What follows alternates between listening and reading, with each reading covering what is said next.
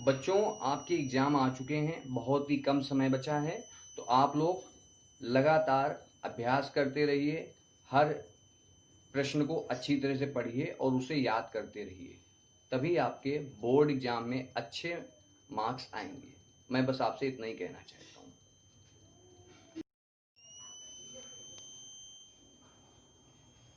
Hello बच्चों, मेरा नाम शिवम शुक्ला है। मैं आपको आज इलेक्ट्रोड विभव और उसके प्रकार बता रहा हूँ। इलेक्ट्रोड विभव किन कारकों पर निर्भर करता है, मानक इलेक्ट्रोड विभव किसे कहते हैं, इन सभी बातों के विषय में इस वीडियो में हम लोग डिस्कस करेंगे। तो पहला फर्स्ट पॉइंट है, इलेक्ट्रोड विभव से आप क्या समझते हैं, ये किन कारकों पर निर्भर करता है, इसके प्रकारों को उदाहरण देकर समझाइए। तो इलेक्ट्रोड विभव, जब किसी धातु की छड़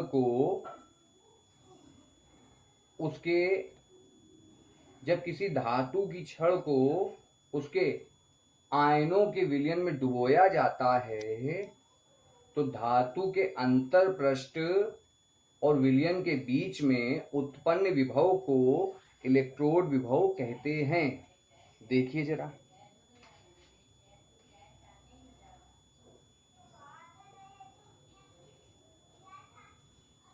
इलेक्ट्रोड विभव,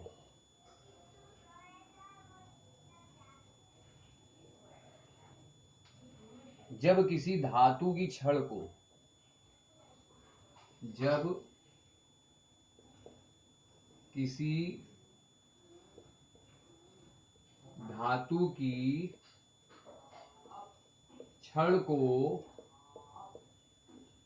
उसके आयन के विलयन में जब किसी धातु की छड़ को उसके आयन के विलयन में डुबोया जाता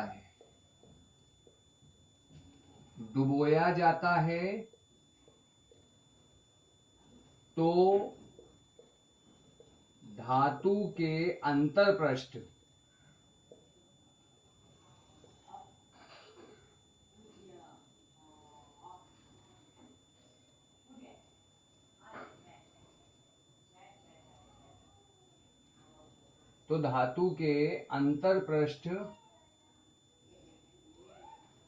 अंतर पृष्ठ मतलब अंदर के पृष्ठ पर, अंतर पृष्ठ तथा विलयन के बीच में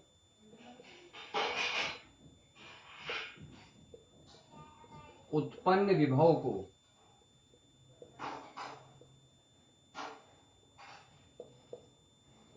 इलेक्ट्रोड विभव कहते हैं।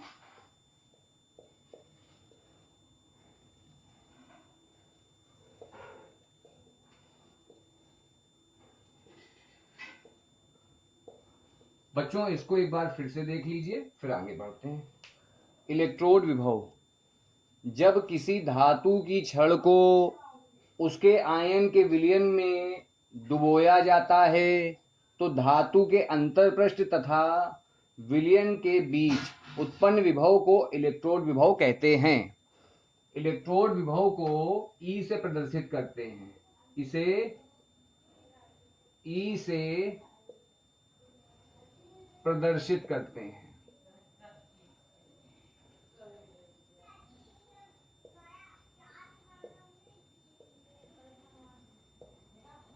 अब बच्चों, अगला क्वेश्चन है, इलेक्ट्रोड विभव किन कारकों पर निर्भर करता है। तो इलेक्ट्रोड विभव निम्नलिखित कारकों पर निर्भर करता है।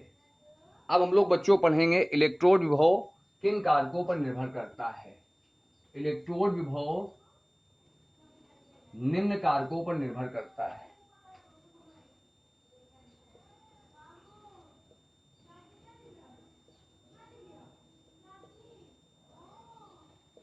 इलेक्ट्रोड विभव निम्न कारकों पर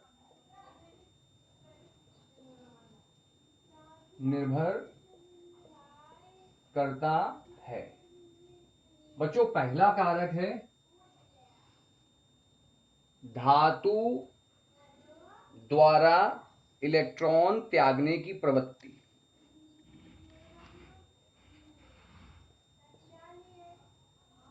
धातु द्वारा इलेक्ट्रॉन त्यागने की प्रवृत्ति। बच्चों दूसरा कारक है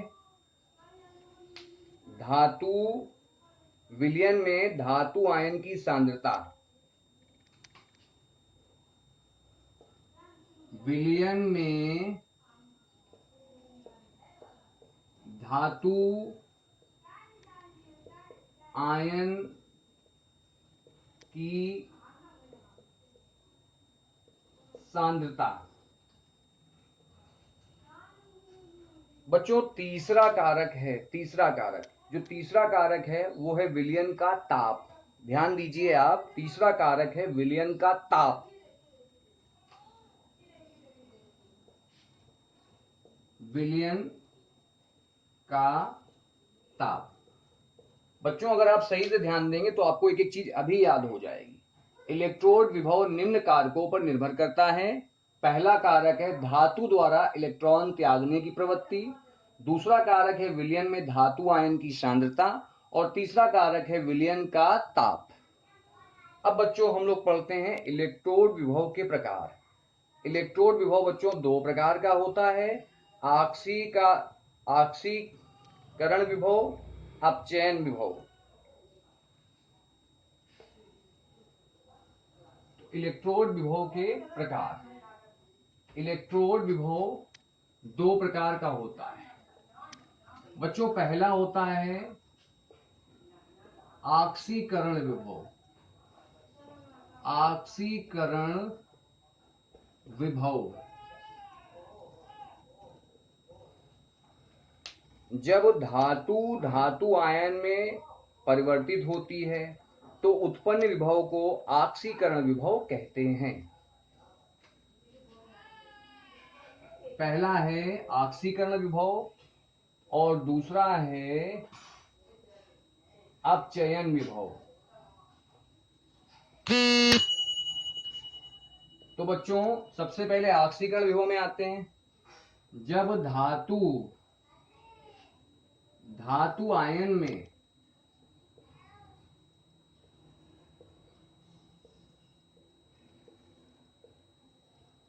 बदल जाती है या परिवर्तित होती है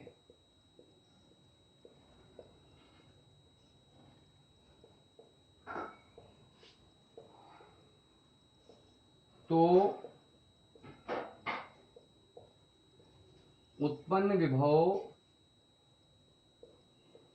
को आक्सीकरण विभव कहते हैं। आक्सीकरण विभव कहते हैं। बच्चों आक्सीकरण विभव क्या होता है? जब धातु आयन में परिवर्तित हो जाती है, बदल जाती है, तो उत्पन्न विभव को आक्सीकरण विभव कहते हैं। जैसे सिल्वर धातु से एक इलेक्ट्रॉन निकालने पर सिल्वर आयन बनता है। अतः सिल्वर धातु का ऑक्सीकरण विभव -0.8 वोल्ट होता है।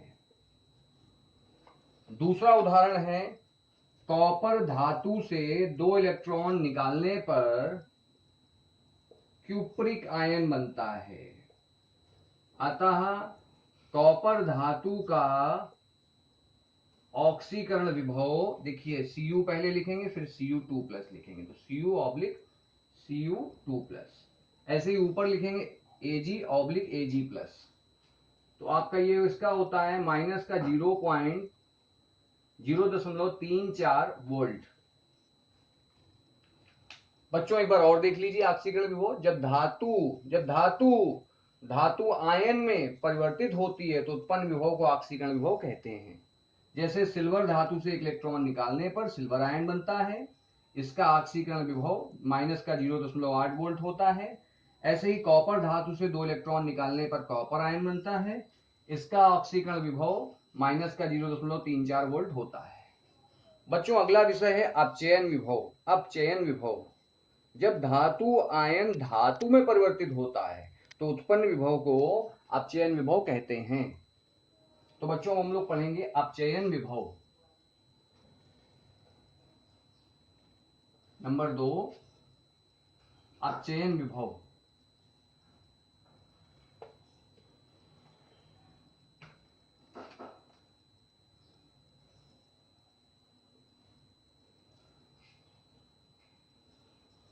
अपचयन विभव देखिए बच्चों,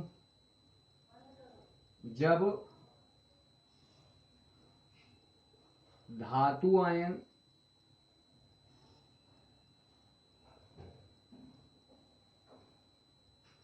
धातु में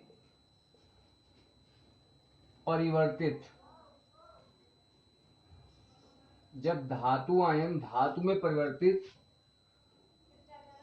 होता है, बच्चों जब धातु आयन धातु में परिवर्तित होता है तो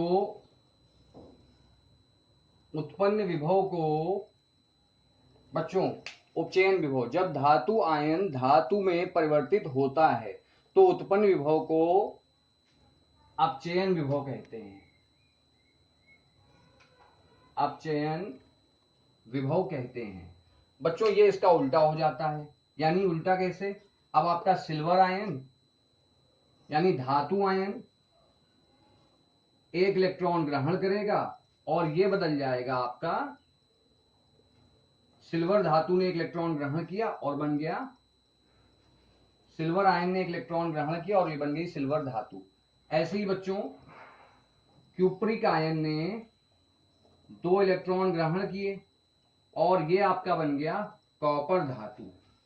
तो इसका अब सिल्वर धातु का अपचयन विभव हो जाएगा प्लस का 0.8 और हम लोग लिखेंगे Ag plus oblique Ag, Ag plus oblique Ag। और इधर देखिए कॉपर 2 प्लस और बना क्या कॉपर, तो यहां से आपका बन जाएगा कॉपर 2 प्लस ऑब्लिक में कॉपर। बच्चों एक बार फिर से देख लीजिए अपचयन विभव। ये अपचयन विभव होता क्या है? जब धातु आयन धातु में परिवर्तित होता है तो उत्पन्न विभव को अपचयन विभव कहते हैं। जैसे सिल्वर आयन, धातु आयन यानी सिल्वर आयन एक इलेक्ट्रॉन ग्रहण करके सिल्वर में बदल गया तो सिल्वर का अपचयन विभव आया प्लस का 0.8 वोल्ट। और क्यूप्रिक आयन 2 इलेक्ट्रॉन ग्रहण करके कॉपर धातु में बदल गया तो इसका अपचयन विभव आया माइनस प्लस का 0.34 वोल्ट। अपचयन विभव ऑक्सीकरण विभव का उल्टा होता है। बच्चों अब हम लोग पढ़ रहे हैं मानक। बच्चों आशा करता हूं आपको सारी चीजें समझ में आई होंगी, इसको आप अच्छे से तैयार करिए। और अगर आप चाहते हैं वीडियो आपको लगातार ऑटोमेटिक खुद ही मिलते रहें, मैं ना सेंड करूं, तो आप इस चैनल को सब्सक्राइब कर लीजिए। सब्सक्राइब करने का मतलब ये होता है कि वीडियो आपके पास आ जाएगा, बाकी आपको जो करना हो करिए, कोई इफेक्ट नहीं पड़ता है। ओके बच्चों, good day, take care all of you, God bless you all.